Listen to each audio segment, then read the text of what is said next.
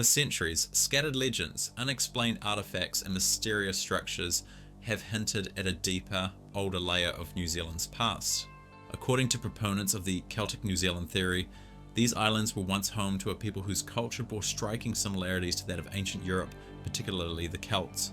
Their monuments, stories, and perhaps even descendants, the theory suggests, still linger beneath the surface of modern New Zealand. The most prominent advocate of this idea is Martin Doutre, whose 1999 book Ancient Celtic New Zealand explored sites in Northland such as Maunganui Bluff, Waipua Forest, and Waitapu. Doutre argued that certain stone structures, astronomical alignments, and petroglyphs found in these areas were not the work of Maori, but instead remnants of an earlier, highly skilled civilization. He used the term Celtic not to claim a direct link to the historical Celts of Britain and Ireland, but to describe a shared cultural and architectural style. Much like the word Western today describes a broad, diverse group of nations, Celtic in this context serves as a shorthand for ancient Old World knowledge, stoneworking, astronomy, art, and symbolic traditions.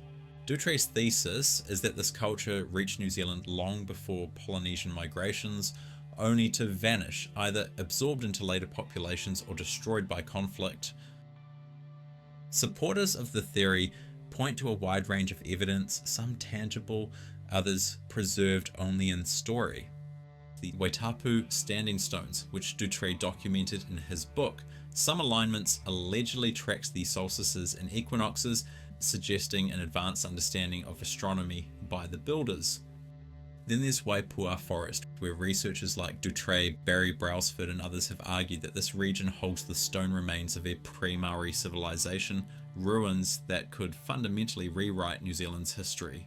Access to parts of the forest have been restricted, fueling speculation that key evidence lies hidden beneath the trees.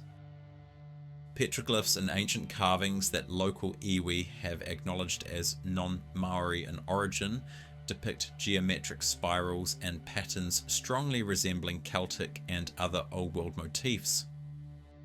For instance, petroglyphs at sites like Kaipara Harbour and parts of the Coromandel Peninsula show striking similarities to European megalithic art. Spirals in particular appear in both Celtic and Maori designs, suggesting a potential shared heritage or influence. Maori oral tradition contains stories of the Patu Pai Orehe, sometimes described as pale-skinned, fair-haired forest dwellers who taught weaving and fishing techniques before retreating into the mists. Skeptics dismiss these tales as myth or allegory, but Celtic theory supporters believe they are cultural memories of a pre-Maori population.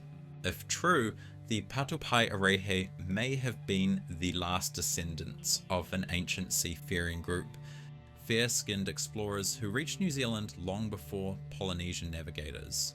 One of the most remarkable stories linked to this theory is that of Tain Rory Moore, a Scottish exile. According to this account, in the early 1100s, a group of banished families was cast adrift from Scotland and eventually deposited on the shores of New Zealand. For 8 generations they lived in isolation, forming 2 distinct groups in the North and South Islands. Viking voyagers allegedly rediscovered them centuries later, ferrying young men back to Scotland to find wives and bring supplies before returning to their remote colony. Some of these descendants are said to have eventually made their way back to New Zealand in the modern era, their family line hidden in plain sight. Perhaps the most visually compelling piece of evidence is the Kaimanawa Wall near Lake Taupo. The Department of Conservation officially declares it a natural rock formation, a product of volcanic rock fracturing into regular shapes as it cooled. A sign at the site repeats this explanation. Though it seems the sign has recently been intentionally removed by someone, perhaps the perpetrator, along with the many others who visit the wall, are unconvinced. The blocks are aligned with uncanny precision, their seams perfectly straight and uniform, resembling the deliberate construction of Inca or Celtic megalithic sites. Even more intriguingly, excavators have reported that these ordered stone blocks continue underground, as though the visible section is only the exposed crown of a much larger buried structure. To mainstream geology, it is a fascinating natural curiosity. To alternative researchers, it is the smoking gun of an advanced pre-Maori civilization whose story has been buried literally and figuratively. A recurring theme in the Celtic New Zealand theory is suppression of evidence. Researchers allege that key discoveries are deliberately destroyed or hidden. Burial caves are said to have been bulldozed, photographs confiscated, and excavation results sealed away.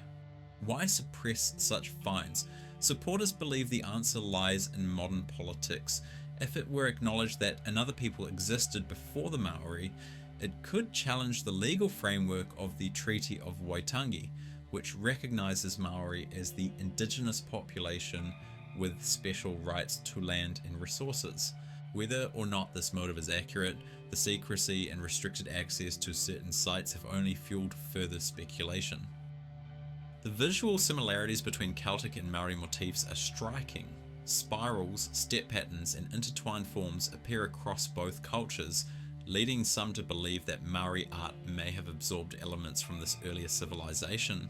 Even the haka, New Zealand's iconic war dance, has been compared to ancient European warrior dances described in early historical texts. While these parallels might not prove direct connection, but they are compelling echoes that continue to intrigue researchers and artists alike. For others, it provides a way to question official narratives and explore alternative cultural identities. If the evidence is so thoroughly dismissed, why does the Celtic theory continue to resonate? For some, it's the sheer allure of the unknown, the dream of lost civilizations and hidden histories. Whether these clues point to a lost European seafaring people, a convergence of independent cultural expressions, or simply the human love of myth, perhaps someday, beneath the soil and the politics, the full truth will be uncovered.